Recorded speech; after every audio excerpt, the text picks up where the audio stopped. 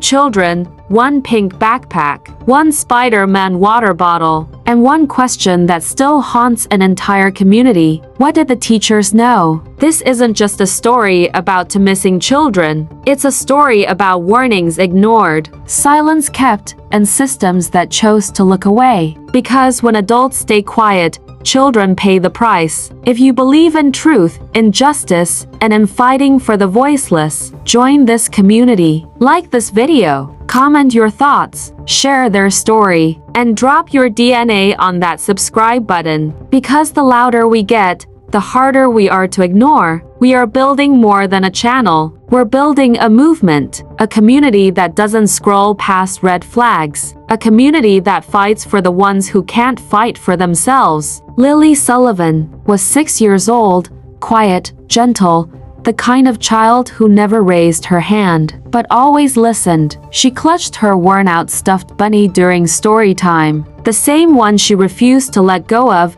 even during math. Her favorite color, yellow, because, as she once whispered to her teacher, it looks like the sun when it's happy. Her little brother, Jack, was just 4, bright-eyed, talkative, and wild about dinosaurs. He once came to school with a hand-drawn T-Rex on his backpack and mismatched shoes, one Lightning McQueen sneaker, one Spider-Man flip-flop. Tired eyes, hungry belly, but always smiling, especially when someone asked about his drawings. Every morning, Lily and Jack would enter the classroom together, a team, a routine, until one morning they didn't. And while the school walls still echoed with other children's laughter, their absence left a silence no one could explain. But looking back, maybe the signs were already there, hidden in plain sight. It was May 2nd, a regular Thursday morning, the kind where kids shuffle into class, backpacks swinging, shoes squeaking on tile floors. But that day, Lily's seat was empty. Jack's crayon drawing wasn't waiting on the teacher's desk like it always was. No pink backpack hung on the hook. No sleepy smile from Jack. No shy wave from Lily. The teacher glanced at the door, waiting. 5 minutes late. Maybe traffic? Maybe they were sick? She marked them absent like she'd done before. But tomorrow never came. And the next day, their desks were still untouched. Their names still called at roll call, still followed by silence. At first, no one panicked. Kids get fevers, families travel, phones go unanswered. But by day 3, that silence began to feel heavy. Wrong. 2 children gone, without a word, without a trace, and the place they were supposed to be safest had no answers. Looking back, the signs were always there, but they were soft signs, the kind that don't scream, they whisper. Lily started coming to school with bruises,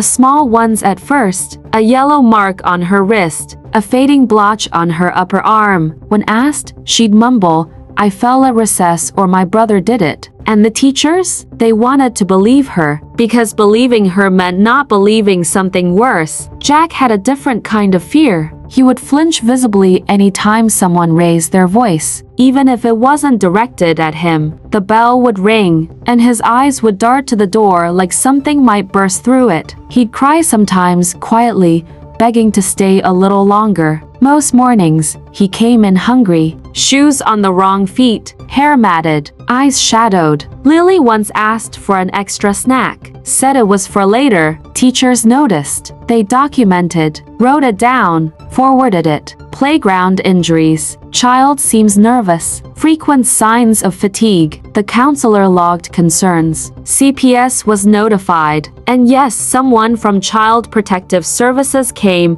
Once, maybe twice. But nothing changed. Nothing stopped. Because the system is designed to act only when it's certain.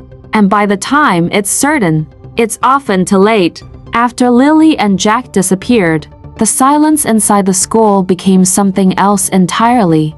It wasn't just absence anymore. It was guilt. It was memory. It was too many people wondering what they should have done differently. A teacher, speaking barely above a whisper, said, "We filed the reports, we followed the rules, we were told CPS was already involved." Then her voice broke, but no one ever came back. In a private journal later shared with investigators, one teacher had written, Lily once told me she wished school lasted forever. I didn't understand what she meant. Now I do. Another staff member recalled hearing Jack cry in the hallway after school, not because he was hurt, but because he didn't want to go home. He once clung to her hand, saying, "Can I stay here just a little longer?" The red flags were there. Everyone saw pieces, but no one saw the full picture in time. Everyone assumed someone else was watching. Someone else was handling it. But the truth, the system stalled. The warnings stacked up. The children vanished. And in that space between concern and action, Lily and Jack were lost. When news of Lily and Jack's disappearance hit the media, shock turned to anger. And then the questions started, loud, desperate, and public. At the town hall meeting, parents packed the room, eyes red, voices shaking. One mother stood up and asked, "Why didn't someone press harder when Lily showed up with bruises?" Another shouted through tears, "Why was Jack absent for a whole week before anyone called home?" Teachers broke down. Some admitted they saw the signs but were told to wait, to document, to trust the process. One said, "We were following protocol, but the protocol didn't save them." Meanwhile, CPS released a carefully worded statement, full of legal boundaries and vague reassurances. "We are aware of the concerns. An internal review is underway.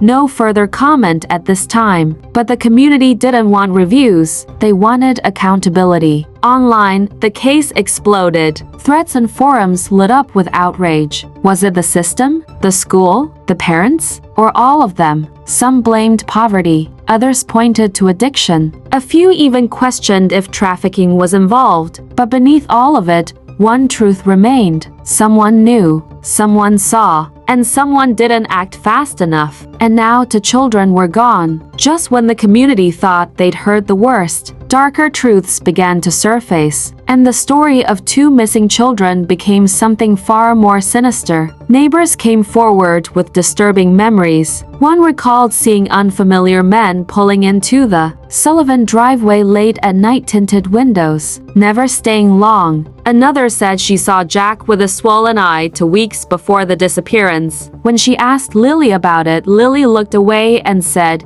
"He fell again." But then came the real gut punch, a revelation buried in paperwork. CPS hadn't just visited once. They'd visited 3 times. 3 separate reports. 3 different visits. And still nothing changed. No removal. No protective order. Just notes and silence. The case, once filed under missing persons, was now being reclassified as criminal. And suddenly, the whispers began to grow darker. Was this just neglect? Was it something more? Could Lily and Jack have been trafficked, hidden, sold? Or was something even worse being covered up? The school had secrets, the system had cracks, and the Sullivan home had shadows no one wanted to look too closely into. Today, Lily's desk is still there. A small piece of paper tucked inside it, her last drawing. A rainbow, a house, and a stick figure holding a bunny. The teacher keeps it in a plastic sleeve as if preserving hope itself. Jack's cubby remains untouched, his favorite dinosaur sticker still peeling at the edges. No one has had the heart to clear it out. It's not just a space anymore. It's a question mark, a wound. The classroom is quieter now. Laughter comes slower. Some kids still ask when Lily and Jack are coming back. Others don't ask at all but glance at their empty seats like ghosts live there. The teachers try to smile, try to teach, but the silence that follows every roll call feels heavier than chalk dust. And in the break room, someone finally asks aloud, "What if it happens again?" Because the truth is it can. And it does. How many Lilies and Jacks are out there right now, just waiting for someone to speak up? In the end, the classroom didn't need police tape to be a crime scene. Because what happened there wasn't marked by blood, but by silence. Every adult who passed through those halls, the teachers, the staff, the counselors, even the social workers left something behind. A fingerprint, a mischance, a hesitation. The walls still hold echoes of laughter that never returned, and desks that wait for names that will never be called again. Lily, Jack, They weren't just stories, they were lives, and they deserved more. So now we ask the only question that matters. What will we do differently next time? Before another child disappears forever? What would you have done? Seriously ask yourself that. Because sometimes, the difference between silence and justice is one voice speaking up at the right time. If you believe no child should ever be invisible, share this story. Start a conversation. Let the world know Lily and Jack mattered. Here, we're not just storytellers. We're investigators, advocates, protectors. Subscribe now. Speak louder. Fight harder. Because the next child's safety might depend on you.